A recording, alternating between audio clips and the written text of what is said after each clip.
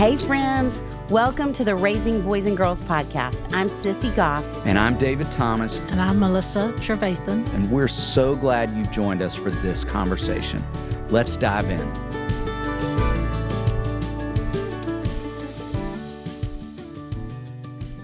Well, hey, David Thomas. Hey, Sissy Goff. I'm so excited to circle back. I always feel bad when we talk about who kids are and we don't respond with what they need because we're kind of leaving people hanging a little. We did leave them hanging, but I'm hoping everybody came back this week because we're going to move toward what they need. But first, let's tell some fun stories about stage 1 kids. Do you have a good one? I think I might, because one of my favorite stage 1 kids in my lifetime is this amazing little sister of mine who is now a rock star entrepreneur and mom and all these things. But you all likely know, if you have ever heard us talk about anything, I talk about Kathleen so much, 16 years younger than I am. And so when she was born, I've told this story on here a million times, but if you're new to the podcast, just so you understand, when she was born, when my mom said to me, "We're pregnant," my first response was, "I didn't know you all still did that," to my parents. Because, when you're 16, all the things we're going to talk about when we get to that stage of life. And so just to give you a little perspective on Kathleen at that time, she was like the mascot of my group of friends. She went everywhere with us. My parents were 43 when she was born. And so their peers back in the 80s weren't really having kids of their own. And so she just was literally the delight of everyone that she was around. She had these beautiful blonde ringlets. She just couldn't have been any cuter. And I remember one of my favorite stories about Kathleen, when she was just about to come out of stage 1 in her discovery years. My mom was out running errands in our neighborhood, the Heights in Little Rock, Arkansas, and took her to the Heights jewelry store and set her up on the counter. And this woman walked over to Kathleen, who worked there, and she said, "Well, you are precious. What is your name?" And she said, I forgot to say she had a really great lisp. She said, "Well, my real name is Kathleen, but most people call me Sweetheart." My favorite. I love Sweetheart. that so much. And she was. And we're going to talk about that in a girl's life, the importance of those things. Sweetheart. I also, by the way, loved when she said my name back then because I was fithy. It was really fun. She was, and she is. She's still a sweetheart. She is something amazing, that Kathleen.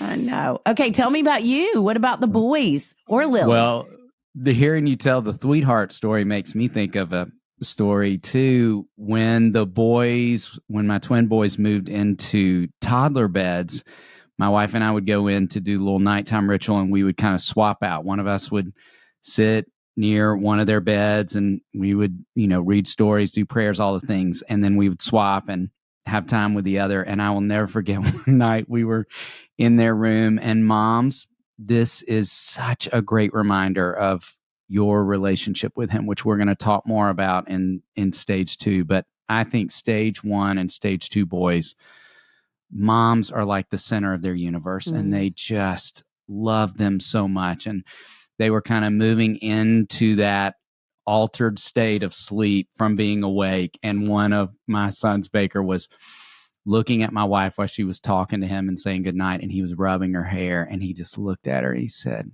"I love you, sweetie." And he'd never called her sweetie before. He always called her mommy, but I think he was like so drunk on love in that moment and that altered state. And he was like, "I love you, sweetie. I'm going to marry you one day, sweetie."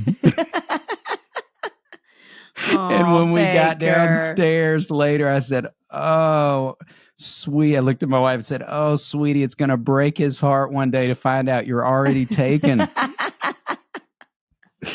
I love kids in stage 1 and the things they say. Those stories are such pictures of it. And it's just so fun that we're circling back to talk about them more this week and what they need. And you all heard me say last week, this is boys between birth and 4. I call this young man the Explorer. And I want to talk about 2 things that he needs in response to our conversation last week about who he is. And You may remember. Feel free to say more than 2 because I'm here for it. All right. Well, you may remember I began the conversation, as I do, talking about how active he is, that he is this active and moving creature. And so the first thing I would say we want to give him is open space, room to move, room to be the active, moving creature that he is. And, when I think about those 2 boys, my wife, Sweetie, and I used to laugh that when we would fly on an airplane to go see her parents in Florida, before we ever boarded the plane, my catchphrase was, "We're not ready to board unless we are all sweaty." That was my catchphrase, which simply meant if we hadn't done enough running around in the airport, we were not going to have a good flight because they'd have all this pent up energy. And so that's so good. We had races in the airport. We would find any unoccupied area and we would have races, and we created scavenger hunts. And, I often will say, I think boys in this space are like puppies. Like they need to run and get their energy out, or they get kind of destructive, as puppies will do if they haven't had enough exercise. And so I want you to think about that in the everyday. I want you to even think about that in unique moments. Like, Sissy, you and I do a lot of consultations with parents of kids in this space developmentally. We do these with parents all over the country where they will call in, or we do Zooms. And I so commonly come together with parents where they will be telling me a story about a challenging moment with a stage 1 boy. And I've heard a version of this 1,000 times, like, okay, well, for example, we went to a restaurant the other night and I packed a lot of toys in case we had to wait a while to get a table, and we did. And then by the time we got to the table, it took a long time to get the food, and we had played everything I'd brought in the bag. And so he was crawling underneath the booth, and I kept saying, get up, it's filthy. And then he was crawling over the booth, and then he fell into the people behind us in the booth. And then my husband and I were arguing, and I'll say, okay, time out right there.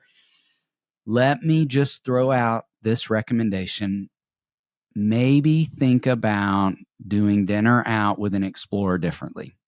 Like if you want to have a great dinner out with an explorer, maybe don't go to a nice restaurant where he's got to sit for a long period of time, but maybe consider going to Subway or Jersey Mike's and grab some sandwiches and then go to a park, because then he can run and climb and jump. And he doesn't have to just sit through someone saying, stop, no, don't, quit, which I think are words that boys hear so much throughout their development. And so, and many times I think that's because we, as the adults who love them, haven't thought through the environment well. We haven't thought through maybe what's the best way for this to go. In fact, every holiday season, I will hear parents, tell stories of going to visit their in-laws, and maybe their mom or mother-in-law has the expectation that they could sit at the Thanksgiving table for an hour and a half while we all share about our gratitude over the course of the year in a buttoned-up shirt or blazer. And that's just not going to go down well for an explorer. And so how could we rethink all of those rituals? How could we even call ahead on those family visits and say things like, hey, Mom, will you put up those beautiful crystal bowls that you love so much? Put them up really high so they're not on your coffee table, and I don't have to spend the visit saying, stop running, don't touch that, don't climb on that, over and over. And the environment is more friendly to this active moving creature. So first thing is open space. Second thing is consistency. You heard me say last week when I talked about the 3 strikes, he can't regulate as well as his female counterparts. That's harder for him. And so boundaries, we talk so often about this on this podcast. Boundaries create security for kids. For toddler age boys, they also create a lot of safety. And so he's going to push more against the boundaries, more likely than she will. And so he needs the consistency of the boundaries and the expectations over and over. In fact, I talk a lot about the 3 C's when it comes to stage 1 boys. We always want to be clear, concrete, and concise. Anytime we're giving instructions or expectations, let me say those again: clear, concrete, and concise, because he can get lost in all that language, lost in all that verbiage, lost in all those instructions. We as males are more singularly focused creatures. And so we tend to give a lot of instructions with several things to do when he can really focus well on one. And so I want you to be thinking a lot about that in his routines, in our conversations, in the boundaries, in the instructions, all the things. In fact, I want to challenge you to consider using what I call a full sensory approach. Anytime you're engaging not just a stage 1 boy, but this could be true for your adult husband as well. I don't want you just shouting a lot of instructions across a room, but I sometimes, when we teach, we'll use the example of, I'll sometimes bring a adult man up on stage and I'll say, okay, I want you to pretend like you are my 4-year-old son, and we're going to have a conversation about dirty clothes, and I want everybody in the audience to pay attention to our conversation and take note of anything you might notice. And I will put my hand on this guy's shoulder and I will begin with his name. So I'll just say, hey, Henry, dirty clothes go in this basket. And I'll be pointing as I'm pointing to the dirty clothes and then the basket. And then I'll say it back to me. Have him say it back to me. And then I'll have him demonstrate putting some dirty clothes in a basket. And as I'm doing this, I want folks to be able to see some, and I want you to be able to hear some of what I mean by a full sensory approach, that my hand was on his shoulder. The first word I said was his name. I'm pointing. I'm appealing to all of his senses. And I think anytime we can do that with boys, it's a win. I think the mistake we make in those moments is asking a lot of questions. And moms in particular, I'm going to pick on you. I think you are maybe the most vulnerable to this. You heard Sissy say as early as 16 to 18 months, girls have 100 words, boys only have 30. And so you've got a lot of words, you got a lot of language, and you often have a lot of questions. So you would execute that circumstance differently by saying, now, sweetheart, where do dirty clothes go when we take those off? Do dirty clothes go on your bedroom floor? Do we leave wet towels in the corner of the bathroom? Haven't we talked about how those are going to mildew? Enough. It's such a trap. It's such a trap. It's so easy to do. And Sissy, what do you think as you hear me talk about the stage 1 boy's brain? What do you think all those words, all that verbiage sound like to the boy brain? Wah, wah, wah, wah, wah. Yes. Charlie Brown's teacher. Yes, I think we sound so much like Charlie Brown's teacher to him over and over and over. And so rather than continuing to repeat that pattern of Charlie Brown's teacher, I want us to think about this full sensory approach as a better way. And hear me say very clearly, here's my last thought on this. I don't at all want to act like he only has one thing to do. I know boys have a lot of things to do, but I just want us to break it down, because if I were to fast forward this example into the next stage, I think boys pull into driveways every single day, cars, SUVs, vans, and they hear parents say things like this. Okay, listen up. We got a lot to do. I do not want those muddy cleats inside my house, so I want you to take those out back. I want you to head inside, hang your backpack up. I want you to go ahead and take your shower first tonight instead of second, because we've got that big science project to work on. So take a shower, meet me at the dinner table. We're going to have dinner, and then we're going to get to work on that science project. And then you go looking for him, only to find that he is building Legos in the hallway or laying in the floor with a dog. And you're thinking, what are you doing? And he hears this exasperated, frustrated voice. He's not followed through with much of anything or anything that we've asked of him. And that frustration we experience in those moments, that frustration that he absorbs in those moments, I think that's on us, because we didn't remind ourselves of these basic things Sissy and I are talking about that are so foundational to development, that are the very ways God hardwired these little people that we love so much, and that he is a singularly focused creature. And so Sissy's going to talk in a minute about girls have this remarkable ability to multitask. You as women have instincts and strengths in that space that we often don't as males. So we need to break it down. And we're going to say, hey, buddy, go drop your muddy cleats out back and find me. And then when he does, praise him. Great job. Okay, go hang up your backpack and then find me. And so we're breaking it down into manageable tasks to honor and acknowledge the unique way that God hardwired him.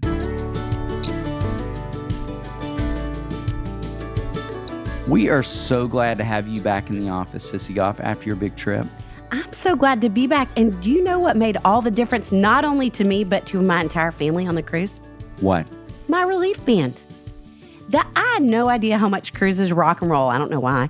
But I didn't anticipate. And I took my relief band and it made all the difference. And I literally was passing it around the dinner table and we'd take 15-minute turns with it because it was so fabulous. I'm telling you, you need your relief band this summer at the lake, on the cruise. What would you have done without it in all the places? Right? I'm very conscious of what I put in my body. So I love that I don't need to take any pills for relief band to work. Relief Band is natural, fast-acting, and will last as long as you need it. It's 100% drug-free, non-drowsy, and has 0 side effects. Y'all, when it comes to nausea, you have to get Relief Band, the #1 anti-nausea wristband that quickly relieves and effectively prevents nausea and vomiting associated with motion sickness, anxiety, migraines, hangovers, morning sickness, chemotherapy, and so much more. Plus, Relief Band both treats and prevents nausea, so you can help avoid nausea from becoming a problem in the first place. Relief Band makes a great gift for the nausea sufferer in your life. Hello, me. Can you say even maybe it could be a good stocking stuffer? You did not just talk about Christmas shopping. I am not ready for that. Remember, you don't have to overplan for nausea relief or dose up 6 hours before a trip. Just bring your Relief Band and you are good to go. Plus, right now, we've got an exclusive offer just for Raising Boys and Girls listeners. Go to reliefband.com and use promo code RBG, and you'll receive 20% off plus free shipping. So head to reliefband.com and use our promo code RBG for 20% off plus free shipping.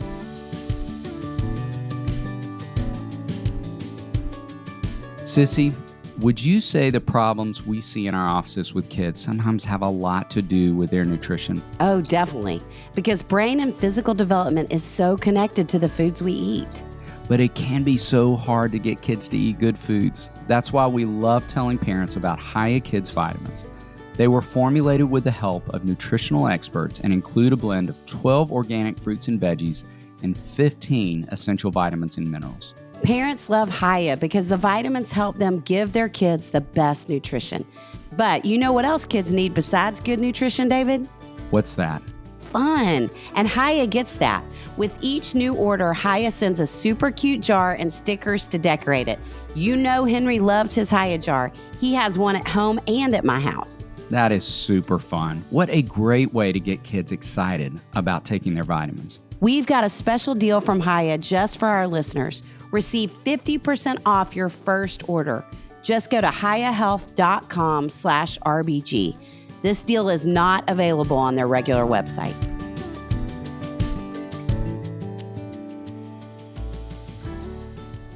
Talk a little bit about stage 1 girls. What do they need? Well, a lot of the same things. And I don't know that we have said this again. We probably can't say enough. There's going to be some crossover, and that is really normal. And so the same ideas that you're hearing about boys and girls, we can apply for each other because they're all really important. And obviously, we're only selecting enough to be palatable in a podcast episode. So we're only given the high highlights and a couple of things we would select with each. But I think thinking about right now in this day and time, what I believe girls need the most at this stage, 2 things. One is bravery. And we know girls, anxiety now is impacting 1 in 3 kids, with girls twice as likely as boys. And as you and I have talked about a lot, David, that boys are taking in to get help more. And we're going to talk more about worry and anxiety in stage 2 because really it's plaguing girls at every age. But the average age of onset is usually somewhere between 6 and 8, but we see signs as young as 3 and 4 and 5. And so we want to be aware of this and that we want to be on it now in terms of how we respond to her. And it's fascinating to me that I believe we have never been living in a time that we talk more about empowering girls. And I see it trickling down to them as little in their own personal life, where they don't believe they're capable. And so we want to start reminding her now that she is brave. Not that she has to be brave, but that she is brave, that it's just woven into the fabric of who that little girl is in the discovery years. So I think thinking about development and all these stages she's going to go through, she's going to have a lot of knocks to her self-esteem. And the more the braver she feels, the more capable she feels, the more she's going to be able to come up against those knocks intact and more confident. And I love Psalm 144:12 in the ESV that says, may our sons in their youth be like plants full grown, our daughters like corner pillars cut for the structure of a palace. And, when I first heard that verse, my first thought was corner pillars are beautiful. They're so ornate. You think on a palace, you're drawn to them in so many ways. And the other thing about corner pillars is that they are so strong. They are holding up so much. And I believe girls in this day and time, again, are required to hold up more than they have ever been before. I believe women are required to hold up more than they've ever held up before. Those of you who are listening, ladies, right now, whatever your day's looking like, you are holding up so much. Yes. You're holding up so much. You're doing so many things and loving people in the midst of it, guiding these little people in your life with so much kindness and love and hope and all the things that God has placed inside of you, the bravery he's placed inside of you that's trickling over to them. And so we want to start reminding her as little as we possibly can that she's capable of that she is a future corner pillar because she is strong and ready and capable. And so when we see bravery in her, that we're saying, wow, you had so much courage when you blank, or that was such a brave thing to do. Now, let me say, as I'm talking about this, I can see where the mother was sitting in my office when she said to me about her daughter who was dealing with anxiety. And I was saying the same idea. She said, I hear all that. Everybody says all that all the time. And I feel like I'm just going to be putting more pressure on her. And my immediate thought was, no, because it's not because you're telling her something she has to rise to, but you're reminding her of what's already within her, of what God already placed inside of her. And so we want to be calling out that bravery, and we want to be giving her opportunities to step into it. And we talk about this a lot, but we would want not just parents of girls, but parents of boys. We want you to answer two questions. One, what are two things you're doing for your kids right now that they can do for themselves? And what are two things you're doing for them that they can almost do for themselves? Because we've been talking here lately about anxious parents, that we're seeing more anxious parents than ever before. And you all heard it if you listen to that series. And if you haven't, please go back and listen. Yes. There is an episode where we talk about the 5 things we see anxious parents do the most. One of them is micromanage. And so we are seeing parents of every age kids step in and rescue, step in and prevent them from doing not even just the hard things, certainly that, but the stretching things, the growing things. And so we want you not only to call out bravery in her, but give her opportunities not to prove it to you, but to prove it to herself, because she needs to experience what that looks like. David talks about boys being experiential learners. So is she. So 1, bravery. 2, she needs delight. And I mean, that goes so much back to the Kathleen story. And I think so much of who Kathleen still is and why I believe she has the best boutique in Nashville and people want to come see her is because she exudes this sense of delight. She delights in other people because I think she was delighted in so much when she was a little girl. That's why I said she's still a sweetheart. I know she is. And, we talk about that a lot. It sounds simple, but I really believe girls who are delighted in feel more delightful. And we talked about that there are going to be a lot of knocks against her confidence, against her self-esteem over the years. And I would venture as far as to say more than ever before.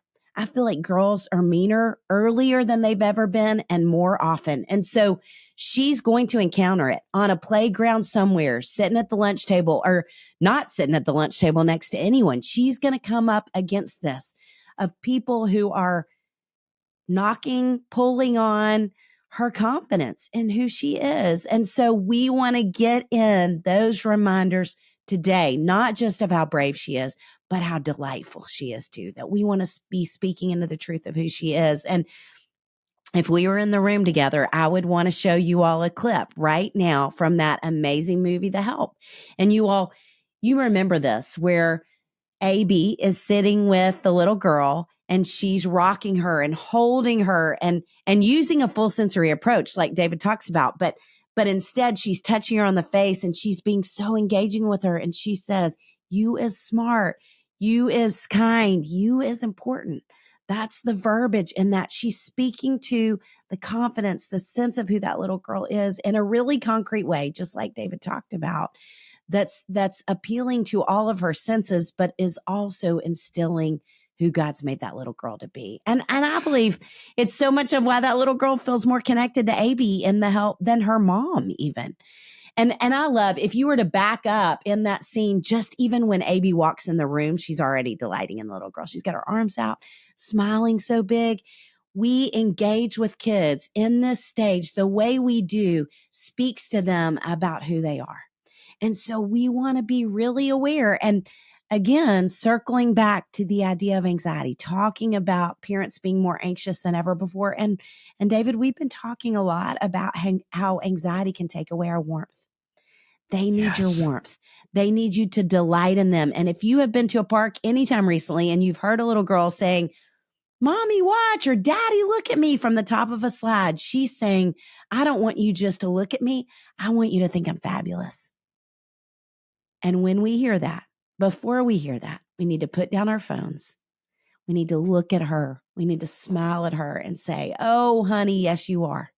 That she sees that reflected in our faces. She hears it reflected in the warmth of our voices, in the words that we say, all of those things. And David, you have heard me tell this story a million times, but I will never forget being at a dinner party with a group of friends and telling stories about when we were growing up. And one of the women there told this story, and I think we would both say she is probably one of the most confident women we know in a really beautiful way. Yes. And she said that night when I was growing up, every time I walked down the stairs of my home, it didn't matter if I was in sweats or I was in a dress. Every time I walked downstairs, when my dad was there, he would stop and whistle the theme song to Miss America. I loved that picture then, and I still love that picture today, because what her dad was doing is saying, when you come in the room, I'm going to stop. I'm going to pay attention to you. And I'm going to remind you something in a really silly way about the beauty of who I believe God's made you to be, with just a silly little whistle. And we can think, oh, this means I need to spend 3 hours a day of individual time. I need to say 20 positive phrases over my child every day. We can layer in all these things that it feels like we're supposed to do to delight in them and to instill confidence in them. But just the way we talk with them, just the way we look at them, just the way we say their name, that it's not out of frustration every time we say it, but it's out of a place of delight. And we have to say today, we have to acknowledge that also means it's hard to delight in your child when you've got your phone in your hand all the time. We've got to put down our phones. We've got to engage. We've got to pay attention, and we've got to connect, because it's going to speak to them of the truth of who they are and who God's made them to be.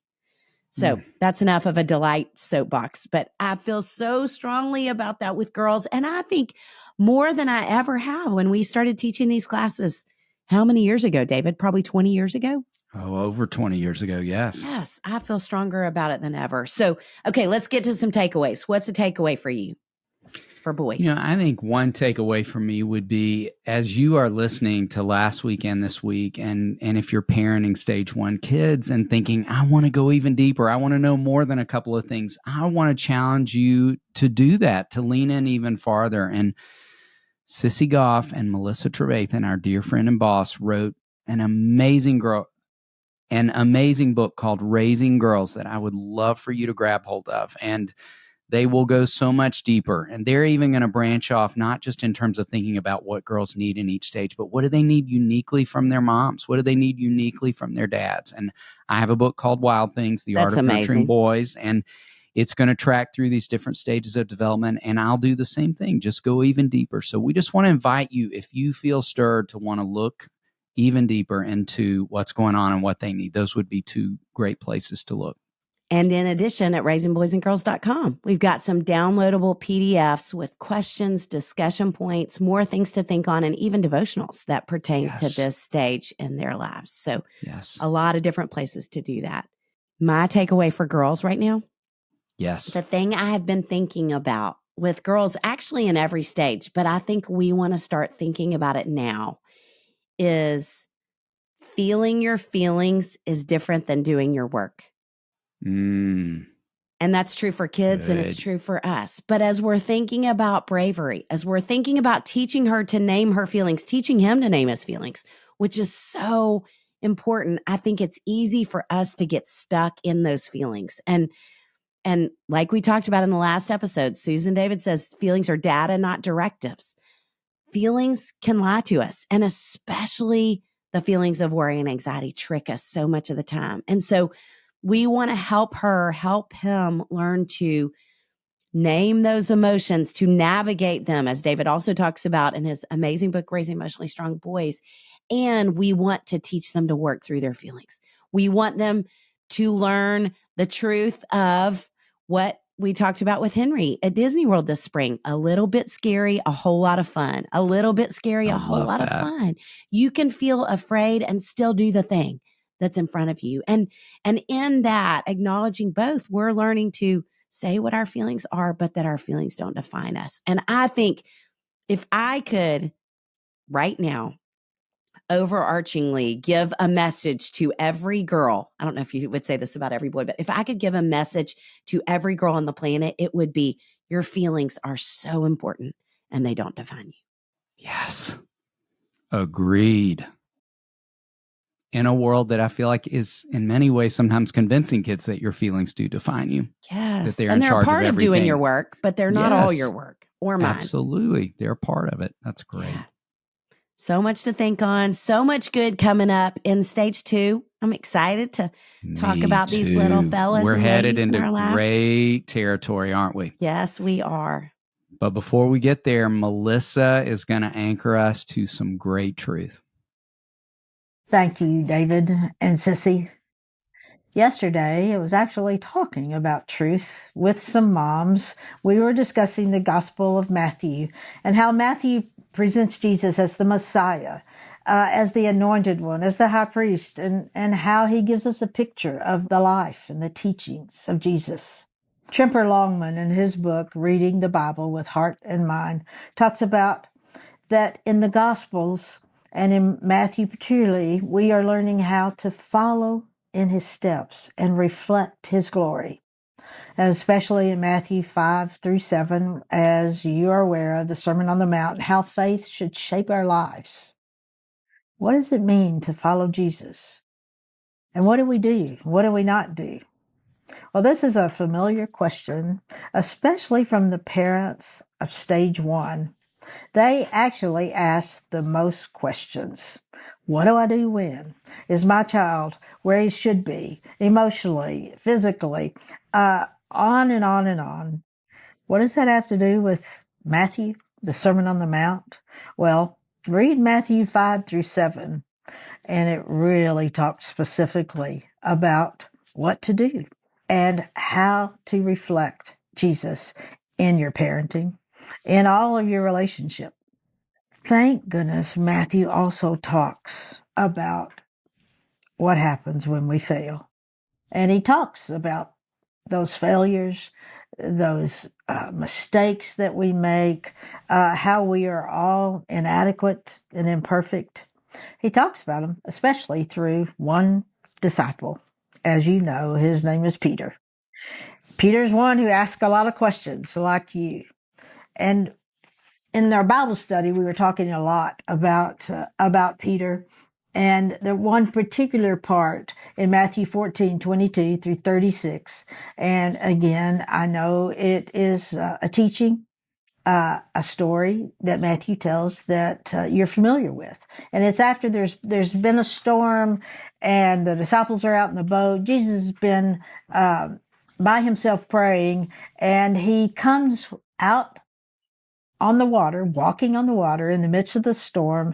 And as you remember, all the disciples were so terrified and thought he was a ghost Then Peter sees him, and he says, with a lot of courage and strength and impulsiveness, "If it is you, tell me to come on the water."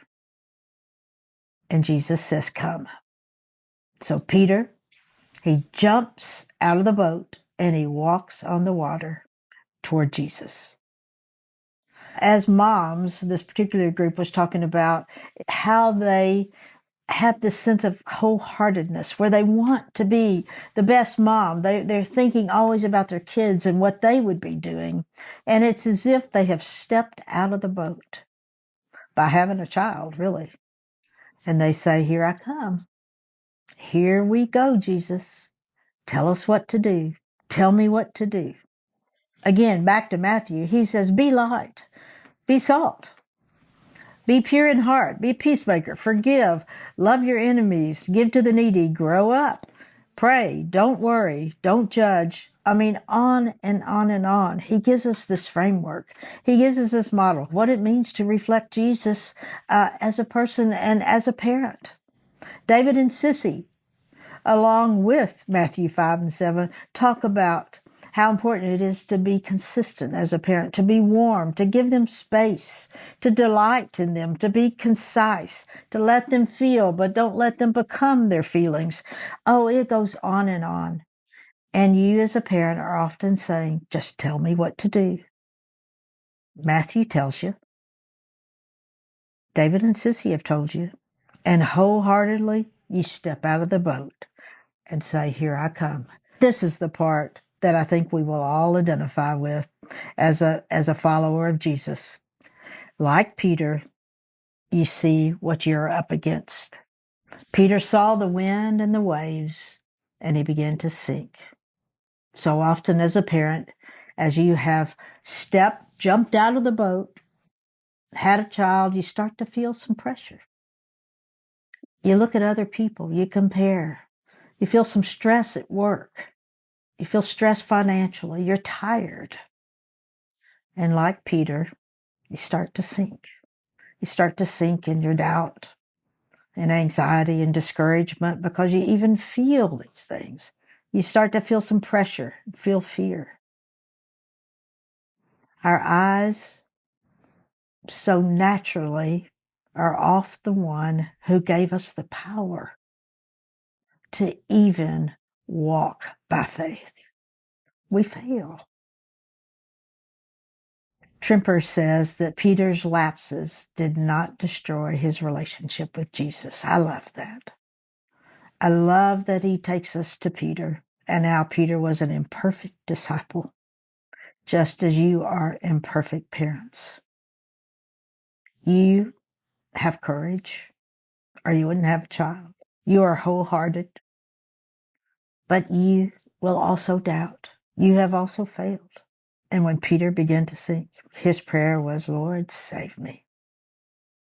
Lord, save me." How many times have you said, "Lord, help me, help me. I just don't know what to do.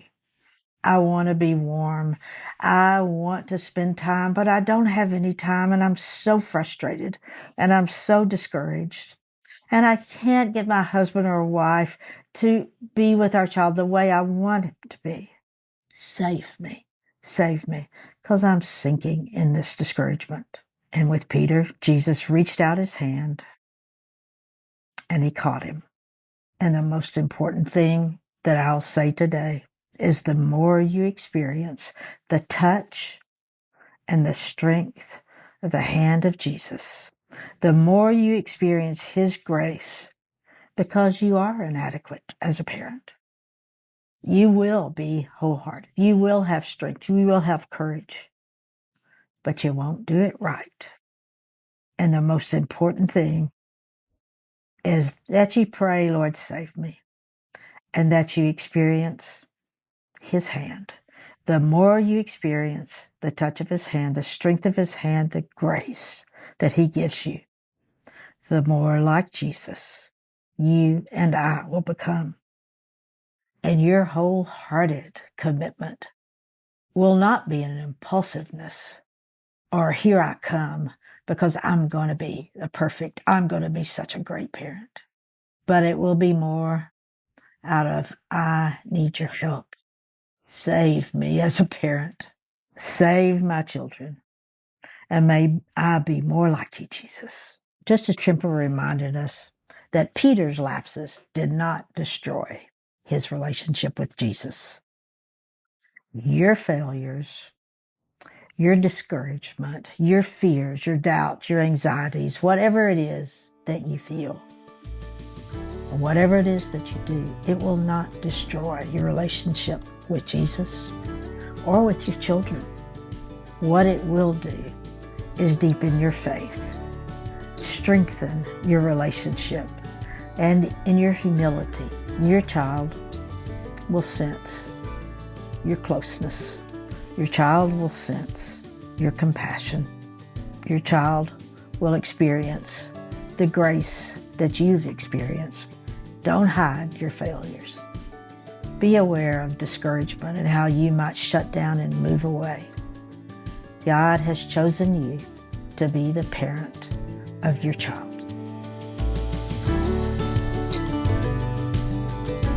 If you are enjoying the Raising Boys and Girls podcast, click follow on your podcast listening app to subscribe and not miss an episode. Join us next time for another episode where we'll bring you help and hope on your journey of raising boys and girls.